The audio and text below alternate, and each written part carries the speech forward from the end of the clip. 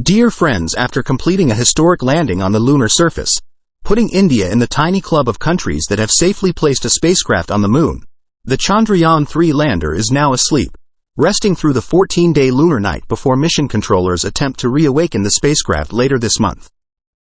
The primary goals of the mission have now been successfully checked off the list, cementing the Chandrayaan-3 lander's legacy in exploration history. For nearly 2 weeks, the lander carried out technology demonstrations and data collection mainly focused on analyzing the composition of the moon's soil and super-thin atmosphere. The Chandrayaan-3 spacecraft landed on the lunar surface on August 23. The safe touchdown made India only the fourth nation in the world. It also marked the first mission to explore so close to the lunar South Pole, a region of key scientific and strategic importance for global space powers because it is believed to be home to deposits of water ice. The Indian Space Organization, ISRO, confirmed on Monday, September 4, that the Chandrayaan-3 lunar lander had been put into sleep mode, as the spacecraft isn't designed to continue collecting scientific data while its landing spot is in the Earth's shadow, or lunar night. But the space agency hopes that the lander, and a small 6-wheeled rover it deployed, will be reawakened later this month, on September 22. The Chandrayaan-3 landing in August came many days after Russia failed in its attempt to put a similar spacecraft, Luna 25, near the moon's south pole.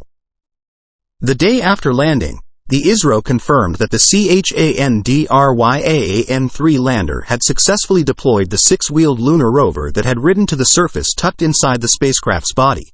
It was released by rolling down a small ramp before setting off, in pursuit of lunar secrets at the South Pole. Together, the lander, which weighs about 1,700 kilograms, and the 26-kilogram rover are packed with nearly a dozen scientific instruments. They include a laser that can analyze the chemical composition of the moon's regolith, aiding in the hunt for water ice, and the ultra-thin layer of gases that make up the moon's exosphere. The rover is also equipped with a seismometer that attempted to detect quakes within the moon's interior. The ISRO confirmed that all the instruments were performing normally during the mission. One experiment measured the temperature of the moon's topsoil at various depths. We all believe that the temperature could be somewhere around 20 degrees centigrade to 30 degrees on the surface, but it is 70 degrees centigrade. The rover also detected some seismic activity using an instrument designed to measure rumbles and quakes beneath the lunar surface, and the rover used a spectroscope to confirm the presence of sulfur near the moon's south pole.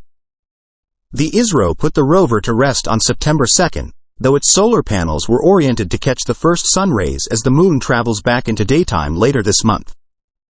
The ISRO emphasized the importance of this technology demonstration, noting that being able to get a lander back off the lunar surface will be essential for future missions that aim to return soil samples, or even astronauts, back home after a lunar mission.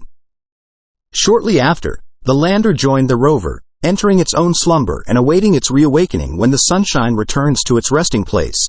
It's not yet certain that the lander and rover will, in fact, properly function when mission controllers attempt to turn them back on later this month.